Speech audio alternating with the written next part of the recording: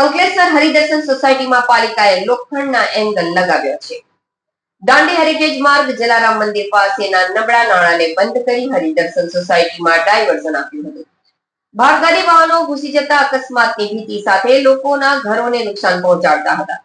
સ્થાનિકોની રજૂઆતના આધારે પાલિકા દ્વારા એંગલ લગાવાઈ હતી. અંકલેશ્વર બોરભાઠા ગામ નર્મદા કાંઠાને જોડતા દાંડી હેરિટેજ માર્ગ પર જલારામ મંદિર પાસેના નબળા નાળાને લઈ 1.5 મહિના પૂર્વે નેશનલ હાઈવે ઓથોરિટી દ્વારા બંધ કરવામાં આવ્યો છે. નાળા પર પસાર થતા ભારદારી વાહનોને લઈ કોઈ હોનારત ન સર્જાય તે માટે હાઈવે ઓથોરિટી દ્વારા બંધ કરી દેવામાં આવ્યું છે. જિલ્લા સમાહર્તાના જાહેરનામાના આધારે દીવા રોડ તરફ જતા નાના વાહનો માટે હરિદર્શન સોસાયટી થઈને દીવા તરફ જવા માટે ડાયવર્ઝન આપવામાં આવ્યું હતું. જે માર્ગ પર નાના વાહનો સાથે સોસાયટીમાં ડમ્પર ટ્રક સહિત વાહનો પ્રવેશી જતા હતા.